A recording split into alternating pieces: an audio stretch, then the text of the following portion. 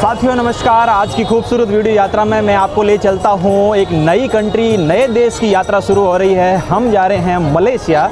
पहली बार जा रहे हैं दोस्तों। अभी मैं हूँ दिल्ली के चांदनी चौक में। शाम के लगभग 6 बज रहे हैं और रात को लगभग 11 बजे के आसपास की अपनी जो है वो फ़्लाइट है। तो चलते हैं एयरपोर्ट की तरफ। और दिल्ली के अंदर आजकल श्रावण का महीना चल रहा है तो काफ़ी ज़्यादा भीड़ है भाई साहब। आसपास इधर उधर जो धाम के ऊपर जाने वाले श्रद्धालु लोग हैं वो दिल्ली को केंद्र मानते हुए काफ़ी ज़्यादा यहाँ पे घूमने के लिए आ रहे हैं। तो यहाँ से अब एयरपोर्ट लाइन वाली मेट्रो पकड़ते हैं और चलते हैं अपने विमानतल की ओर। और वहाँ से विमान 11 बजे का तो है टिकट के अंदर। अब क्या पता, हो सकता है वो लेट भी हो। बाकी देखते हैं क्या कंडीशन बनती है, इमिग्रेशन पे क्या रहने वाला है। मेरे पास रिटर्न फ़्लाइट टिकट नहीं है तो क्या पता रिटर्न फ़्लाइट टिकट पूछेंगे या नहीं पूछेंगे। तो देखते हैं क्या कंडीशन बनती है। एंड तक देखना, बहुत ज़्यादा मज़ा आएगा। चलते हैं मलेशिया। हेलो दोस्तों, मैं हूं आपका दोस्त BL बिश्नोई और आप यात्रा गुरुजी चैनल देखना शुरू कर चुके हैं। एंड तक देखना, पूरा देखना, मज़ा आएगा। दिल्ली का क्राउड तो देखो आप, पैदल चलने के लिए भी यहाँ पे जगह नहीं है। इधर पूरा का पूरा देखिए ट्रैफिक जाम हो चुका है और इधर दुकानों के आगे लोग जो है वो कंधे से कंधे टकरा के जो है वो यहाँ पे चलने को मजबूर है। इतनी ज़्यादा ही भीड़ है देखो दिल्ली के अंदर। ये दिल्ली के हालात हैं भाई साहब। ओए होए होए होए, कितने सारे लोग हैं यहाँ पे। तो हम चलते हैं भाई अपने हिंदुस्तान से मलेशिया की ओर और देखते हैं मलेशिया का कैसा जीवन है। बिल्कुल अपनी स्टाइल में कवर करेंगे, शानदार वाले तरीके से। चांदनी चौक मेट्रो वाली गली आप देखिए, मेट्रो स्टेशन जाने वाली गली पूरी की पूरी जो है वो भीड़ से स्टक हो रखी है। और आसपास यहाँ पे स्ट्रीट के ऊपर ही बहुत सारी यहाँ पे कुछ ऐसी स्ट्रीट के शॉप लगी हुई है, स्ट्रीट शॉप। शाम को 11 बजे पूरा मार्केट सिमट जाएगा, वापस सुबह 10 बजे चालू। चांदनी चौक से नई दिल्ली आ चुके हैं और यहाँ से एयरपोर्ट एक्सप्रेस लाइन पकड़नी पड़ेगी, ऑरेंज वाली। तो यहाँ से चेंज करते हैं एयरपोर्ट के लिए।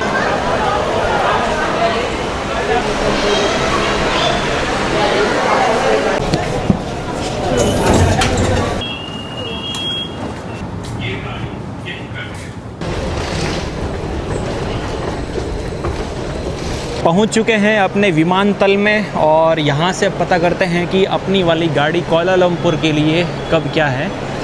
तो यहाँ से पूरी बहुत बड़ी LED लगी हुई है। एयर एशिया D713, ये रही देखो कोलालमपुर। G नंबर पे जाना है अपने को। यहाँ पे ये लिखा हुआ देखो D7183 कोलालमपुर।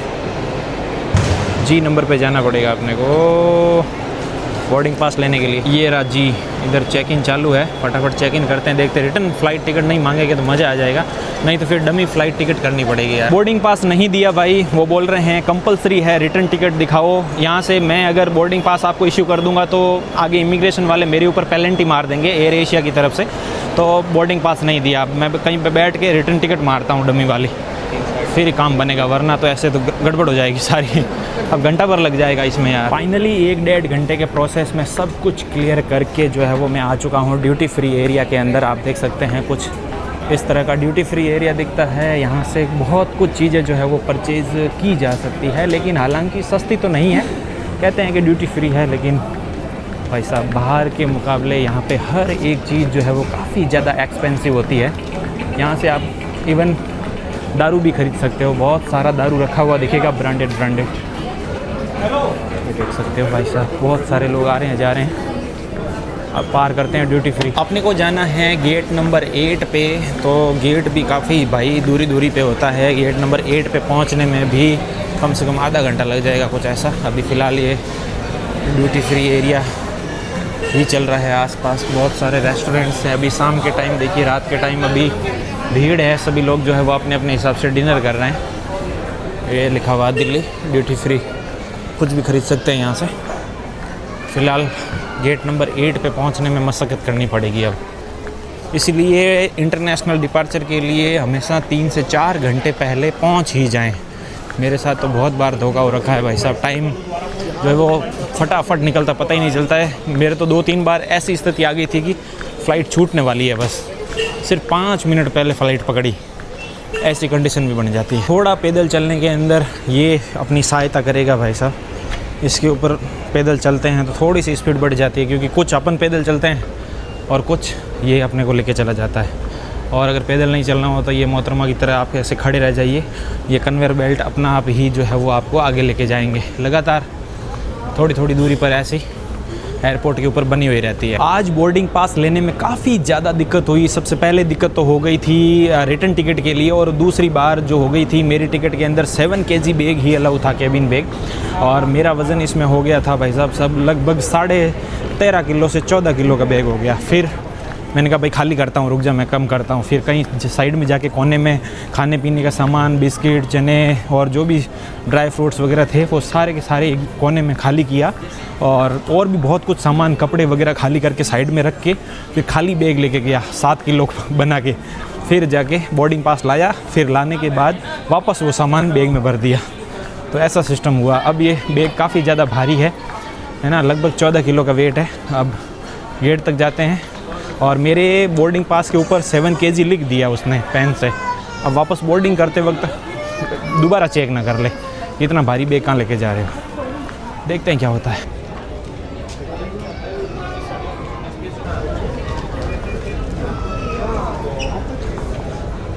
बोर्डिंग चालू हो गई है। अब निकल गए हैं भाई साहब गेट से फ़्लाइट की ओर, और अपने को विंडो सीट तो मिली नहीं है। विंडो सीट के लिए मैंने उनको बोला था, तो उन्होंने बोला कि भाई पैड है, आपको एक्स्ट्रा पैसे देने पड़ेंगे। मैंने कहा बाढ़ में जाए विंडो सीट, पैसे की बात मत कर बस तू, है ना।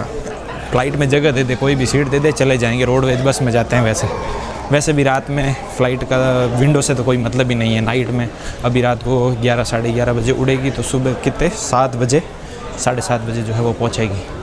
तो देखते हैं, पूरी रात अब फ़्लाइट के अंदर रहना पड़ेगा। पता नहीं नींद आएगी कि नहीं आएगी, क्योंकि फ़्लाइट के अंदर भाई साहब सीट जो होती है वो एकदम जो सरकारी बस होती है ना उसके जैसी ही होती है।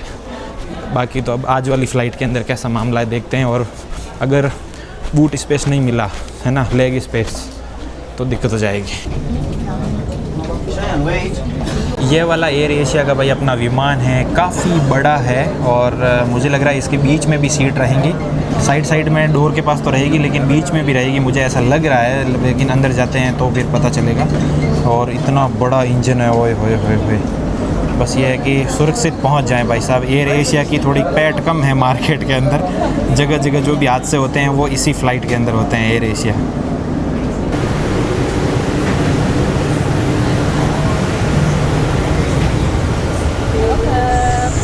G. Second at your right, please. Okay, thank you. ओए ये देखो बीच में भी सीटें हैं ना इसके, साइड में तो है ही है, बीच में भी है।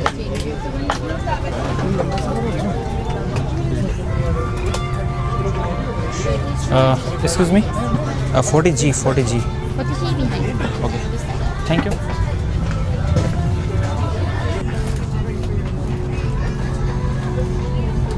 पहले मैं बीच में बैठा था, तो वहाँ पे क्या है कि हस्बैंड वाइफ को जो है वो सीट अलग अलग दे दिया था। हस्बैंड को पीछे दे दिया, और अभी मैं जहाँ पे बैठा हूँ वहाँ पे इनकी वाइफ को जो है वो सेट कर दिया। तो फिर मैंने जो है वो सीट एक्सचेंज कर ली और दोनों को एक साथ बिठा दिया, मतलब जोड़ा बरकरार मैंने कर दिया। तो उनका भी सफ़र आसानी से कटेगा। काफ़ी बेचैन थे अंकल जी, कि अंकल जी जो है वो मेरे पास थे और उनकी वाइफ यहाँ थी, तो जो है वो चेंज कर दिया। मैं 40 नंबर से मैं आ गया हूँ 33 नंबर पे। और ठीक है, काफ़ी बड़ा विमान है यार, 3 कंपार्टमेंट के अंदर बंटा हुआ है। इकोनॉमी सीट्स वाला कंपार्टमेंट, और सबसे आगे वाला जो है वो प्रीमियम है, वो थोड़ी सोफे जैसी है, लेकिन ये भी सीटें काफ़ी अच्छी है।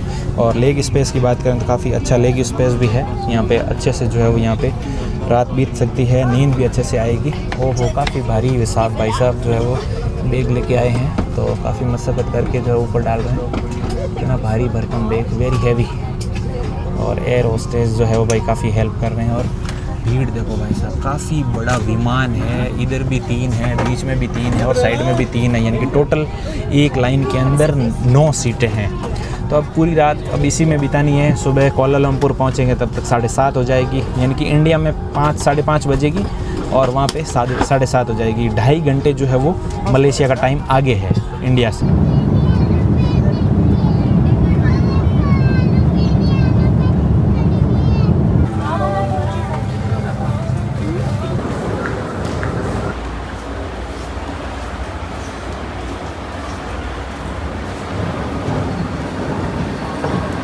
तो भाई इमिग्रेशन हो गया है और इमिग्रेशन के अंदर भी रिटर्न फ़्लाइट टिकट देखी गई और होटल बुकिंग देखी गई और पूछा गया कि कितने दिन रुकोगे। मैंने कहा मतलब मेरे पास होटल बुकिंग तो 2 दिन की थी। उन्होंने बोला कि आगे की होटल बुकिंग कहाँ है। मैंने कहा अभी मेरा फ़िक्स प्लान नहीं है, 2 दिन कुआलालंपुर में रुकने के बाद मैं कहीं पर भी निकल सकता हूँ। तो उन्होंने कहा कि इस बार तो चलो जाने दे रहे हैं आपको, अगली बार ऐसा नहीं चलना चाहिए। और ये फ़िलहाल कुछ ये लगेज वाले बेल्ट के पास मैं आ चुका हूँ और जो मेरे डमी टिकट हो रखी थी वो यहाँ कुआलालंपुर से थाईलैंड से मलेशिया, इंडोनेशिया की थी। तो उन्होंने जो सील लगाई उसके नीचे जो है वो लिख दिया कि 21 तारीख को थाईलैंड जाएंगे। अब वापस जब यहाँ से निकलूँगा तब क्या होगा पता नहीं, होना तो क्या कह देंगे भाई प्लान चेंज हो गया। लेकिन वाकई काफ़ी ज़्यादा स्ट्रिक्ट हुआ भाई मेरे साथ। तो बहुत सारे सवाल जवाब हुए, सब कुछ देखा गया। फिर मेरे को पूछा कि आपने प्लान फ़िक्स करके क्यों नहीं आए। तो मैंने कहा भाई मैं यूट्यूबर हूँ, मैं यूट्यूब वीडियोस बनाता हूँ, ट्रैवल व्लॉग्स बनाता हूँ, तो प्लान कोई फ़िक्स नहीं होता है, कहीं पे भी निकल सकते हैं। तो उन्होंने मेरा यूट्यूब चैनल देखा और उसके बाद जो है वो मेरे को जाने दिया। तो हो सकता है मेरे साथ ही ऐसा हुआ हो, लेकिन हुआ जो आपके साथ मैंने शेयर किया। और फ्लाइट के अंदर भाई साहब पूरी रात एक बच्चा इतना भयंकर रोया है, नींद ही ख़राब कर दिया हकीकत में। उसको मतलब उसके पापा लेके गैलरी में घूम रहे हैं, मम्मी लेके गैलरी में घूम रही है, उसके साथ एक लड़की थी, हो सकता है उस लड़के की बुआ हो, तो वो भी लेके घूम रही है। क्या खतरनाक बच्चा रोया भाई साहब, ऐसा बच्चा भगवान किसी को ना दे। सफ़र के अंदर इतना कोई रोना होता है यार, मतलब समझने से भी नहीं समझ रहा है। और ऐसा नहीं है कि बिल्कुल छोटा बच्चा भी नहीं, मतलब 4-5 साल का अच्छे से वो मतलब बोल भी पा रहा था, सब समझ पा रहा था, लेकिन किसी की नहीं सुन रहा था। गजब खतरनाक रोया है साहब, हालत ख़राब कर दी यार। लेकिन नींद भी ठीक ठाक अच्छी आ गई। अभी सुबह के लगभग 7:30 बजे का टाइम हुआ है। अब देखते हैं सिटी सेंटर जाने के लिए कोई बस वगैरह मिल जाए। पहले तो सिम कार्ड देखते हैं कोई मिल जाए, तो इंटरनेट के बिना कुछ नहीं है। Welcome to Malaysia. बाहर निकलते हैं भाई। ये है टूरिस्ट इंफॉर्मेशन सेंटर, यहाँ पे कोई नहीं दिख रहा है इंफॉर्मेशन देने के लिए। और मलेशिया के फ्लैग यहाँ पे काफ़ी सारे लगे हुए हैं। बस कहाँ से मिलेगी देखते हैं। सिम ले लिया है एयरपोर्ट पर ही, लगभग 25 रिंगिट का आया है, लगभग 600 रुपये के आसपास का सिम पड़ा है 7 दिन के लिए 40 GB। ठीक है, अच्छा है, 40 GB मिल गया है 600 रुपये में, तो 500-600 रुपये तो लगने ही हैं लगभग, है ना। अब चलते हैं। इंटरनेट आ गया है, इंटरनेट के बिना तो भाई साहब कोई डायरेक्शन वगैरह देखनी हो तो भी कैसे देखें। अब बस का पता करते हैं। फ़िलहाल यहाँ पे इंडियन रुपीज़ का बहुत कम दे रहे हैं यार।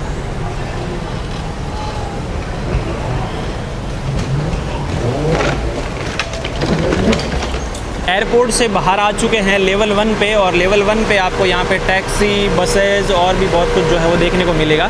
तो सबसे सस्ता आपको यहाँ पे बस ही रहने वाला है। मेट्रो भी काफ़ी ज़्यादा यहाँ पे महंगी रहेगी, क्योंकि रैपिड वाली चलती है एयरपोर्ट से, और दूसरी वाली भी का मेरे को पता नहीं, रैपिड वाली का मेरे को पता है, तो वो काफ़ी ज़्यादा महंगी पड़ेगी। सिटी सेंटर 50 किलोमीटर जाने के लिए आपको लगभग 800 से 1000 रुपये लग जाएंगे मेट्रो के अंदर। और अब बस में कितना लगता है देखते हैं। मैंने सोचा जो भी बस आएगी पूछ के अंदर बैठ जाएंगे और अंदर ही टिकट मिल जाएगी, जैसे थाईलैंड वगैरह में मिलता है, वैसा नहीं है। अंदर से जो है वो टिकट लेके आनी पड़ेगी।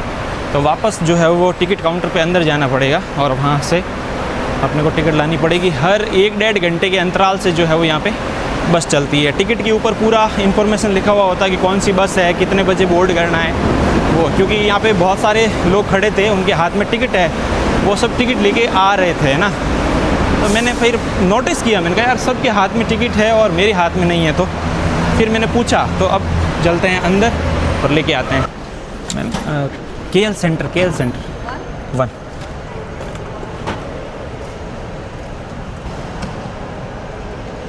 तो भाई इधर दिखा रहा है प्राइस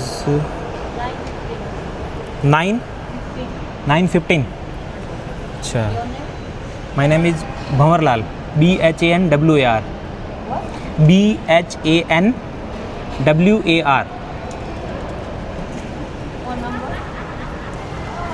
थैंक यू। तो भाई टिकट जो है वो मैंने ले ली है। लगभग 50-60 किलोमीटर के लिए 374 रुपये लगे हैं, यानी कि 16 RMB, 16 रिंगिट लगे हैं। और कुछ ऐसी जो है वो टिकट अपने को मिली है। आधे घंटे बाद बस है 9:15 पे। एयरपोर्ट कोच वगैरह सब इस पे लिखा हुआ है, कौन सा कोच है वगैरह। तो लगभग अभी आधा घंटा वेट करना पड़ेगा। और मैंने कार्ड से पेमेंट किया तो पूरा जो इंटरनेट पे रेट दिखा रही है वही रेट जो है वो कटा है। तो अब मेरे पास जो कैश है, अब ज़्यादातर मैं कैश का यूज़ नहीं करूँगा, होती कोशिश अब मैं कार्ड से ही पेमेंट करूँगा, क्योंकि कैश मेरे पास बहुत ज़्यादा कम है और चेंज करवाएंगे तो काफ़ी महंगा पड़ रहा है यार।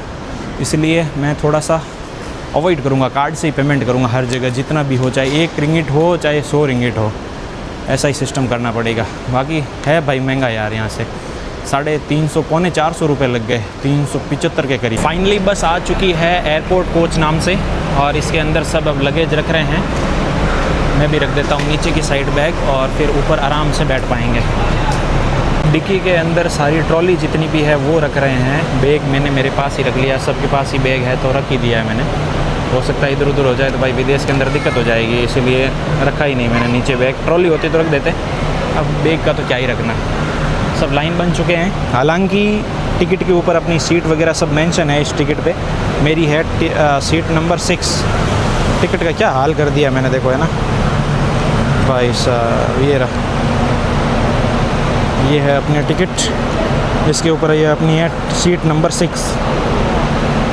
तो कोई टेंशन नहीं है, सीट पहले ही दे देते हैं। लेकिन यार ये सीट नंबर के हिसाब से भर रहे हैं कि नहीं भर रहे हैं पता नहीं। सारे लोग जो है वो पीछे गए हैं, लाइन से पीछे की साइड से भरना चालू किया है, पता नहीं।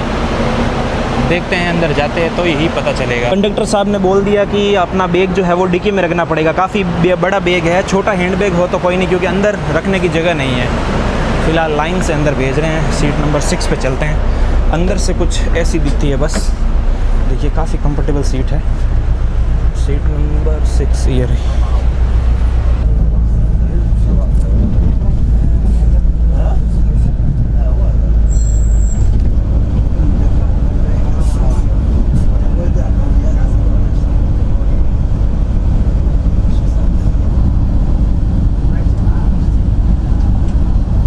मलेशिया में यार हरियाली तो देखो आप, सड़क के किनारे किनारे बहुत सारे पेड़ ही पेड़ लगे हुए हैं, और ज़्यादा से ज़्यादा पेड़ों को यहाँ पे प्रोत्साहित किया जाता है। अपने हिंदुस्तान में पेड़ों की कटाई को लेके रोज़ कोई ना कोई मुद्दा उठता रहता है। गवर्नमेंट की तरफ से काफ़ी ज़्यादा जंगलों की जो है वो कटाई की जाती है। लेकिन यहाँ पे मलेशिया में आप देख सकते हो कितने ज़्यादा ही हरियाली है। मैंने सोचा नहीं था यार मलेशिया के अंदर इतनी ज़्यादा हरियाली देखने को मिलेगी। एकदम खुले खुले स्थान आप देख सकते हैं हाईवे के किनारे किनारे, और यहाँ की सड़कें कितनी नीट एंड क्लीन, और एक सिंगल गड्ढा या फिर कोई भी कारी नज़र नहीं आएगी आपको, है ना। कोई गड्ढे के ऊपर कारी लगाई हुई हो, कारी टुकड़ा किया हो, ऐसा कुछ भी नहीं है। एक नंबर की सड़कें हैं। मतलब ये सड़कें जब बनी तब ही बनी, वापस इनके ऊपर कोई कारी टुकड़ा नहीं किया गया है। काफ़ी ज़्यादा डेवलपमेंट है यार। तो विदेशों का इतना अच्छा डेवलपमेंट देख के थोड़ा सा कहीं ना कहीं दिल दुखी तो होता ही है। हिंदुस्तान की सड़कों को, इंफ्रास्ट्रक्चर को लेकर, भ्रष्टाचार को लेकर काफ़ी ज़्यादा मुद्दे जो है वो चलते रहते हैं। लेकिन नज़ारे देखो कितने प्यारे प्यारे हैं।